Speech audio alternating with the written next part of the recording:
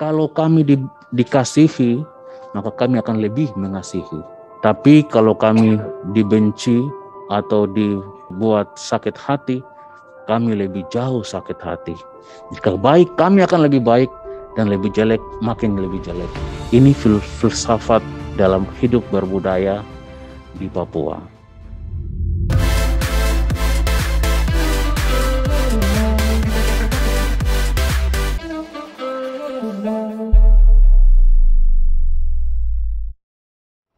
Baik, terima kasih yang saya hormati Pak Wakil Ketua DPD RI, Pak Dr. Nono Sampono, Pak Ketua, dan juga para senator yang saya hormati, Pak Jenderal dan jajaran yang saya hormati. Pertama-tama saya bisa ketemu langsung dengan Pak Jenderal. Satu kerinduan sejak lama ingin bertemu, karena yang pertama persoalan Papua ini perlu didiskusikan terus-menerus, Pak. Selain sebagai wakil ketua, sebagai wakil daerah Papua Barat, maka ada beberapa aspirasi yang perlu saya sampaikan ke Pak Jenderal dan jajaran. Yang pertama, Pak, saya punya mimpi, Pak. Mimpi saya dan juga mimpi anak cucu saya. Suatu ketika, Papua itu menjadi provinsi yang paling aman dan paling damai di seluruh Indonesia. Itu mimpi, Pak. Tapi mimpi itu kemudian hampir sirna, Pak. Karena saya kelahiran tahun 1978. Sampai dengan saat ini, Pak, bukan semakin sirna, Pak, justru makin meningkat ekskalasi konfliknya. Inilah yang kemudian saya jadi rakyat biasa. Kemudian saya berpikir bagaimana bisa memberikan kontribusi untuk negara. Maka DPD menjadi pilihan saya, dan hari ini saya bisa bertemu dengan Pak Jenderal untuk menyampaikan mimpi-mimpi besar kita. Pak Jenderal dan jajaran yang saya hormati, setelah Pak Jenderal ditunjuk Pak Presiden menjadi Panglima, banyak aspirasi daerah yang tadinya tidak percaya, Pak. Tetapi kemudian sikap Pak Jenderal yang pendekatannya berbeda membuat suasana itu menjadi yakin dan percaya bahwa Pak Jenderal mampu menangani persoalan konflik bersenjata di Papua. Sekali lagi, ini adalah aspirasi masyarakat dan rakyat kami yang saya harus sampaikan. Untuk itu, maka ada beberapa hal yang ingin saya sampaikan sebagai masukan bagi Pak Jenderal. Hampir kepala daerah semua ya ingin pemerintahannya berjalan tanpa adanya konflik. Karena tentu dengan konflik, maka roda pemerintahan berjalan, roda ekonomi tidak berjalan, dan semua aktivitas pembangunan terhambat. Dan Papua tentu menjadi garis terbelakang dalam mengejar ketertinggalannya. Oleh sebab itu, garda terdepan adalah TNI. Tetapi bagaimana TNI hadir dengan hati, dengan cinta, dan dengan kasih. Tiga ini, Pak Jenderal. Hati, cinta, dan kasih. Rakyat Papua sangat mencintai. Tetapi kalau sudah sakit hatinya bertahan bertahun-tahun lamanya. Ada filsafat kami, Pak Jenderal. Kalau kami dikasihi, maka kami akan lebih mengasihi. Tapi kalau kami dibenci atau dibuat sakit hati, kami lebih jauh sakit hati. Jika baik, kami akan lebih baik, dan lebih jelek, makin lebih jelek. Ini filsafat dalam hidup berbudaya di Papua. Oleh sebab itu, ada satu hal yang kurang, Pak Jenderal. dalam penanganan Papua. Saya belum pernah dengar ada kata permohonan maaf. Belum pernah, Pak. Terhadap korban-korban warga sipil yang berjatuhan tanpa kesalahannya. Ini satu kata kunci ini saja. Seandainya itu bisa dilakukan, saya yakin orang Papua penuh pengampunan, cinta damai, dan pasti mengampuni. Karena ajaran Papua sebelum ada pemerintahan, sebelum ada ajaran-ajaran yang lain, orang Papua lebih mengenal ajaran Tuhan. Sehingga orang Papua cinta terhadap sesamanya, dan itu adalah ajaran, dogma hidup yang terbangun sejak dahulu kala. Oleh sebab itu, saya berharap Pak Jenderal ini sebagai masukan untuk memperkuat konsep Pak Jenderal dalam menyelesaikan Papua. Itu yang pertama. Yang kedua, sebentar lagi Papua akan dibentuk menjadi beberapa wilayah administrasi pemerintahan provinsi. Ini kekhawatiran rakyat saya, Pak. Berapa kodam yang akan ditambah? Jumlah kodam, jumlah prajurit pasti akan melebihi jumlah orang Papua.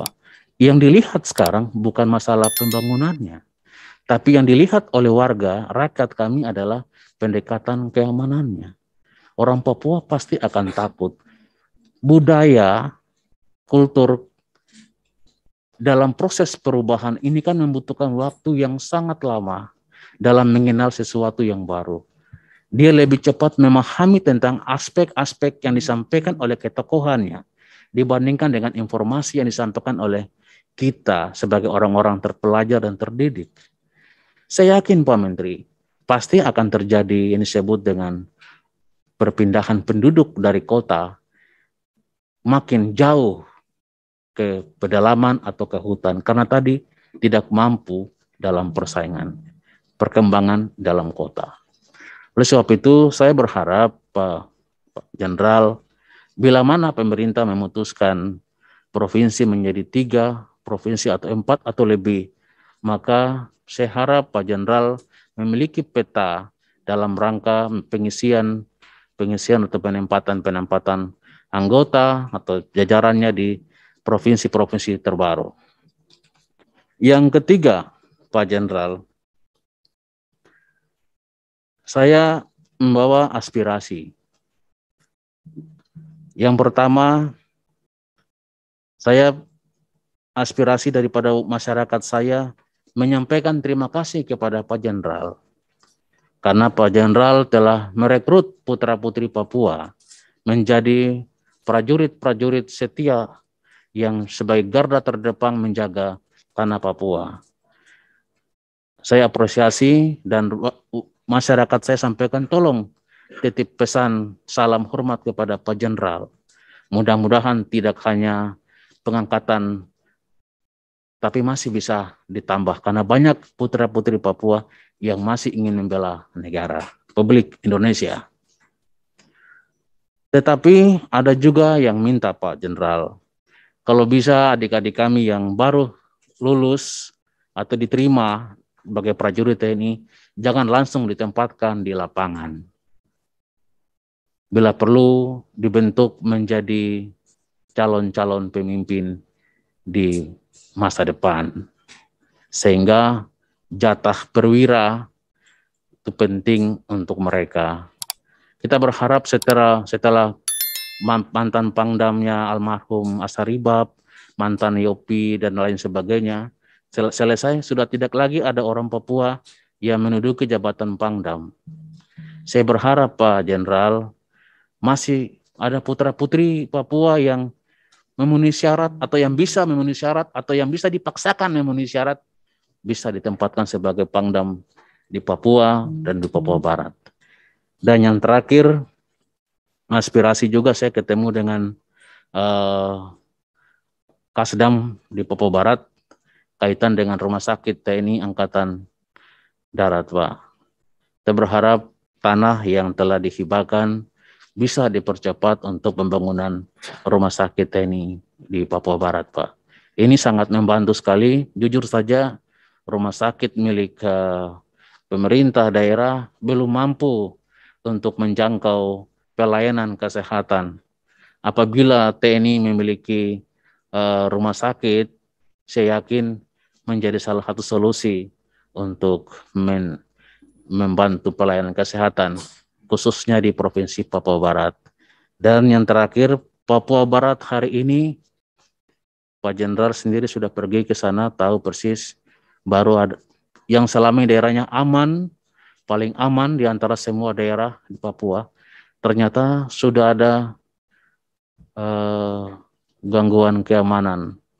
Saya sering, Pak Jenderal, melewati jalur-jalur itu, saya singgah di pos-pos itu, makan bersama dengan mereka yang jaga di petugas, kasih kopi, kita minum sama-sama, suruh tidur kalau malam, jangan kemana-mana dulu, dan orang baik-baik semua, Pak. Sangat baik mereka yang ada di pos-pos itu, Pak. Tapi begitu ada korban penembakan di sana, saya pikir, Pak, siapa yang menembak, motivasinya apa, untuk apa, padahal sesuatu yang mereka sangat baik-baik sekali. Nah, ini oleh sebab itu, sebelum TNI menugaskan mereka, Pak, saya sudah wawancara mereka, Pak, khususnya di beberapa daerah yang saya lewat. Jujur saja bahwa tidak memenuhi syarat pos penjagaan yang mereka tempati, Pak. Sangat tidak memenuhi syarat, Pak. Fasilitas pun tidak mendukung, Pak. Telepon saja tidak ada jaringan telepon, Pak. Jalan saja harus jalan kaki, Pak. Saya ketemu mereka, saya tanya mereka, kalian kenapa tugas ini perintah, Pak? Ada rumah? Tidak ada, Pak. Tidur di mana? Di situ. Kok bagaimana ini keamanan, Pak? Anggota TNI harus pertama adalah security-nya, harus amankan dulu nyawa mereka, baru tugasnya dapat dilaksanakan, Pak. Ini saya pesan Pak Jenderal, kami sayang sekali, Pak. Walaupun mereka membela negara, tapi keselamatan mereka juga harus diutamakan, Pak. Mereka punya keluarga, mereka punya istri, dan ada yang tugas dari Kalimantan ke Papua. Kapan kamu terakhir ketemu? 1 tahun, Pak. Kamu rencana pulang? Siap, Pak. Rindu, Pak, tapi penugasan, Pak, kami siap laksanakan tugas. Pak, hal-hal inilah yang kami saya bilang, kita mungkin di jajaran tingkat atas mungkin tidak merasakan itu, Pak. Tapi kami temui mereka langsung di lokasi, mereka rindu juga untuk berjumpa dengan keluarga mereka. 1 tahun sudah sangat lama, Pak. Bisa dimutasi dan lain sebagainya. Saya pikir itu, Pak, kerinduan kami, Pak Jenderal. Saya siap setiap saat Pak Jenderal minta untuk persentase penyelesaian Papua secara holistik kultur budaya. Kami siap membantu Pak Jenderal untuk bagaimana Papua itu menjadi provinsi yang paling damai di Indonesia. Terima kasih. Pendekatan ini, Pak, ini juga Pak Philip juga, saya hanya ingin bahwa gelar, Pak, ya, gelar di Papua, Papua Barat itu sama dengan gelar satuan-satuan organik TNI, darat, laut, udara, seperti di provinsi lain. Jadi sama sekali tidak ada perbedaan. Karena apa? Karena dengan gelar satuan organik TNI yang ada di provinsi-provinsi lain, kita bisa kok, Pak. Misalnya di Maluku aja, Pak. Di Maluku, gelar kita nggak ada yang berbeda, Pak. Artinya satuan-satuan organik, darat, laut, udara, sampai dengan ke bawah, kita bisa. Artinya dengan kemampuan yang ada dan kekuatan yang ada, itu kita bisa mendapatkan senjata. Cukup banyak, Pak. Di Maluku dan Maluku Utara cukup banyak. Bahkan lebih banyak kita bisa dapat dari Papua dan Papua Barat. Tanpa ada korban. Kalaupun kemarin terjadi di Pulau Haruku misalnya, Pak. Itu kan sebetulnya tidak ada hubungannya. Tidak ada hubungannya dengan misalnya masalah-masalah keamanan yang kemudian mengganggu kedaulatan. Tapi itu salah satu contoh bahwa ada warga masyarakat yang masih memiliki senjata. Tetapi cara kami menangani dengan gelar kekuatan kami yang normal, itu bisa, Pak. Bisa tanpa ada riak-riak, tanpa ada korban di Maluku. grand design yang kami lakukan di Papua adalah yang saya jelaskan tadi, Pak. Jadi sama halnya seperti kami menggelar di Jawa Barat, di Jakarta, di Kalimantan Barat, Kalimantan Tengah, dan di Papua. Bahwasannya tiap-tiap daerah itu memiliki variabel yang berbeda yang mempengaruhi kondisi keamanan, ya kita yang harus menghadapi. Tapi yang jelas, kami juga ingin mengajari masyarakat kita bahwa perbedaan apapun masalahnya tidak seharusnya diselesaikan dengan cara kekerasan.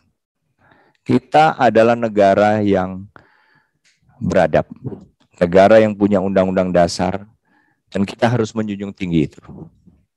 Kita mengajari, minimal begitu saya menjabat, saya ingin kita melakukan penegakan hukum dengan menggunakan mekanisme hukum nasional positif. Bahwasannya kita kadang-kadang harus bertindak, harus, dan itu tidak berarti dengan metode operasi yang kami lakukan setelah saya menjabat kemudian tidak ada penegakan hukum, tidak juga. Karena apa ya? Karena memang harus, tetapi tidak lagi seperti yang lalu-lalu. Kita harus pasti, misalnya kita harus pasti sasarannya siapa, apa kelakuannya, atau catatan tindak pidananya, atau kalau yang bersangkutan memiliki senjata dan menggunakan, ya apa boleh buat. Tapi kami ingin mengajari, kalau bisa yang bersenjata pun tidak perlu menjadi korban. Sama seperti di provinsi lain. Di provinsi lain, di Maluku, itu lebih banyak kami mendapatkan senjata. Sejak awal tahun lalu, hanya setahun sebulan, itu kita sudah 300 sekian pucuk senjata dapat di Maluku, nggak ada korban. Artinya kita ingin masyarakat hidup kemudian benar-benar mentaati ketentuan hukum, senjata tidak boleh beredar, tapi juga kami tidak ingin adanya korban. Nah, masalahnya di Papua dan Papua Barat, sejak saya Pak ya, saya tidak berbicara sebelum. Sejak saya menjabat, kita yang menjadi target. Dan ini adalah contoh yang kurang bagus dalam hal nilai-nilai kemanusiaan. Boleh saja kami tentara, tapi kami juga tidak boleh dibunuh. Karena apa? Karena kami melakukan tugas normal. Misalnya yang terjadi di Mebrat, Kabupaten Mebrat, Pak. Itu Bapak Bupati Mebrat sendiri yang minta bantuan, Pak. Minta bantuan, ada surat resmi tanggal 10 Januari kemarin kepada Danrem. Karena apa? Karena sejak kejadian pembunuhan terhadap 4 anggota TNI waktu itu, Pak. Itu bulan September tahun lalu. Saya belum menjabat. Pembunuhan dan mereka tidak sedang ngapa-ngapain, Pak. Dan mereka waktu itu juga tidak bersenjata, tetapi dibunuh. Nah, sehingga setelah dibunuh, kami tidak terlalu jelas apa yang disebarkan. Sehingga penduduk di sekitar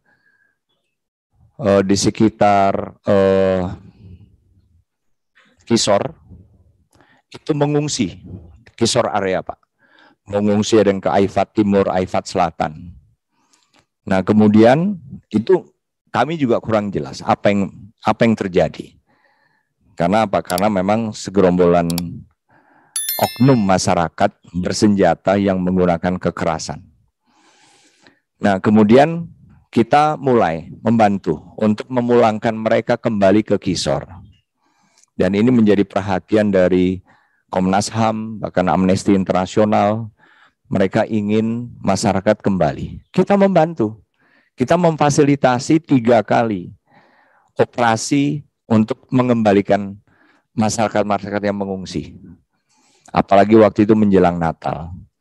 Tanggal 24 itu yang ketiga saya pas ada di sana. Saya di lapori langsung rencana dan saya berikan arahan sehingga kita lakukan pengembalian pengungsi yang ketiga. Nah, tetapi dari kelompok oknum masyarakat bersenjata yang bagi saya tidak punya nilai kemanusiaan, apapun itu, apapun alasannya ya, mereka memilih untuk menggergaji jembatan sehingga nggak bisa dilalui, sehingga kami Angkatan TNI, Angkatan Darat yang beroperasi saat itu, kita perbaiki, kita pasang lagi balok kayu supaya mobil bisa jalan, dipotong lagi. Nah, akhirnya Bupati minta bantuan untuk memperbaiki jembatan lagi, 2 jembatan. Dan itu di Kampung Vankah, kalau tidak salah, itu di sekitar Aifat, Mebrat kabupatennya. Nah, disitulah kami memperbaiki jembatan. Nggak ada maksud apa-apa dan tidak ada tindakan provokatif apapun. Dan itulah yang juga dilakukan oleh kelompok oknum ini. Apapun alasannya. Tapi kemudian apakah kami harus melakukan hal yang sama? Jadi itu yang menjadi alasan saya, Bapak-bapak, Ibu-ibu. Apakah kami harus melakukan hal yang sama? Menurut saya tidak. Jadi selama kami bisa, ya kita tetap melakukan pengejaran kepada mereka-mereka yang bertanggung jawab. Dan kita sudah mendapatkan beberapa barang bukti termasuk handphone. Kami ingin mengajarkan bahwa penegakan hukum di Indonesia itu ada mekanismenya. Berdasarkan undang-undang yang dibuat oleh wakil rakyat pemerintah dan sudah sesuai dengan aturan. Kami ingin mengajarkan itu. Dan yang lebih panjang lagi, sebetulnya, Pak, yang lebih jauh lagi, mata kami adalah kami ingin semua juga lama-lama akhirnya menyadari bahwa ya kita bisa punya perbedaan, kita bisa marah, kita bisa tidak terima apapun, tapi kalau saja kita selesaikan dengan cara-cara hukum, pengaduan, dan seterusnya, pasti akan lebih baik. Sehingga tidak ada yang menjadi korban. Karena Bupati Mebrat pun dalam hal ini sangat peduli terhadap daerahnya. Oleh karena itu, beliau ingin jembatan diperbaiki, dan kami perbaiki menjadi permanen, bukan lagi memotong pohon lagi, tetapi batu semen kami perbaiki jadi jembatan yang permanen, yang nggak mungkin bisa dipotong lagi.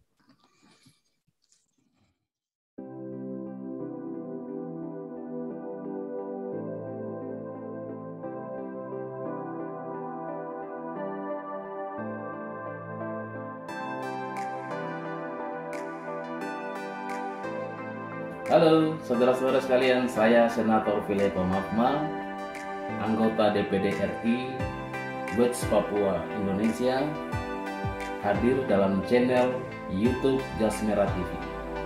Saudara-saudara sekalian ingin mengikuti dengan baik segala aktivitas saya, silakan subscribe, like, komen, dan bagikan YouTube Jas Merah TV. Thank you.